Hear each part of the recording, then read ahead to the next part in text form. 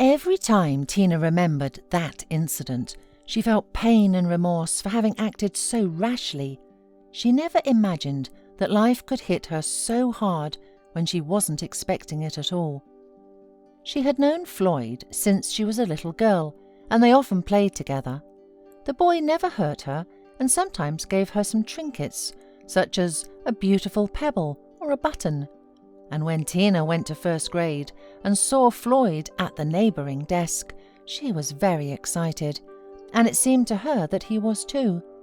However, communication in and out of school gradually turned into only Floyd's requests to copy homework or to write an essay for him, and Tina happily complied with his requests, taking them as a hint of the boy's interest.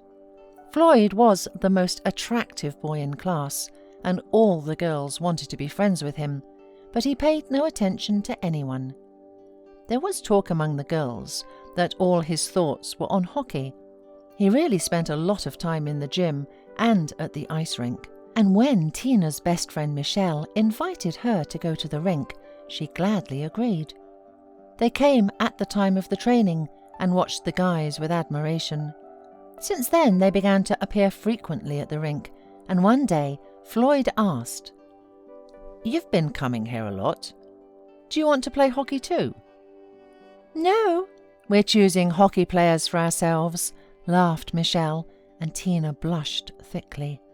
Hearing this, Floyd winked at them and wished them luck, and then looked at Tina in such a way that she was left in no doubt about his attitude toward her. Valentine's Day was approaching. They were already in their senior year, and Tina decided that she could no longer wait until Floyd confessed his feelings and decided to make the first step. The girl chose the most romantic card in the store. It was in the form of a heart with a love message inside. In the morning she ran to school earlier than usual, knowing that Floyd usually came early and then hung out with friends until lessons. There was no one in the classroom, but Floyd's backpack was on his desk. Tina looked around, frightened, quickly opened the backpack and put the card between the books. "And what did you forget there?" came Floyd's voice over her ear, and Tina flinched. "Oh, my pencil fell down. I can't find it," she said perplexedly, blushing with embarrassment, and quickly went to her desk. Floyd strangely looked at her, took out his spare pencil, and handed it to Tina. She smiled and was even more strengthened in her opinion that he liked her. But at the last lesson, when she entered the geography classroom, Tina felt that something was wrong. Her classmates looked at her and laughed, and Floyd suddenly got up from his seat and began reading her card out loud. Some of the boys were already laughing out loud, and Tina blushed so red she could hardly breathe. "Now I see what pencil you lost," laughed Floyd, turning to Tina. "Only I don't need it at all," he said abruptly, and tore the card into little pieces. Tina ran out of the classroom, and Michelle rushed after her. She tried to reason with her friend to go back to class, because there was an important test ahead, but Tina didn't listen to her. "I don't care. He laughed at me," she shouted in tears. "It's your own fault," said Michelle finally. "After all, you could see right away what he was like and that he didn't need you. All he did was communicate with you to copy homework."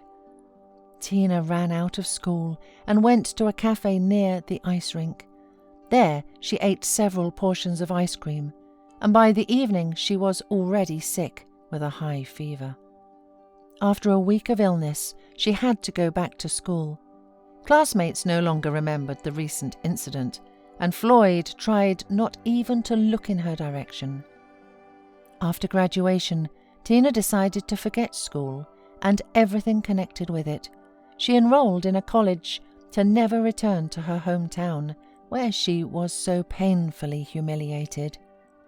The girl completely immersed herself in her studies, trying to erase the incident from her memory, and she swore that she would never let anyone else wipe their feet on her feelings. 6 months passed. She spoke to Michelle very rarely. In one of these rare callings, her friend told Tina that Floyd had changed a lot. He did not talk to anyone and walked gloomily.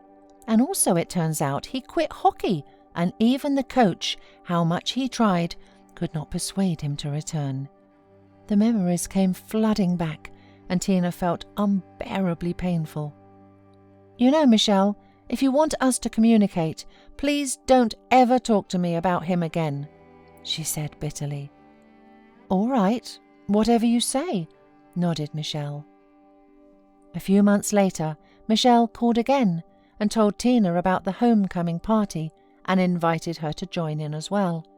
Tina didn't want to see all her classmates again, but when Michelle said that her favourite band would be performing at the party, she agreed to come, but only to the concert.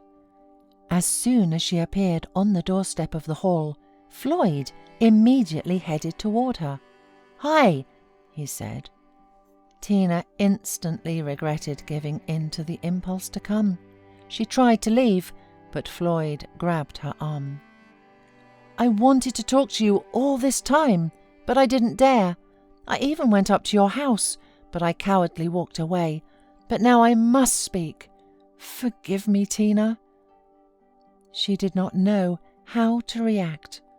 Meanwhile, a crowd had already gathered around them, and the guy went on.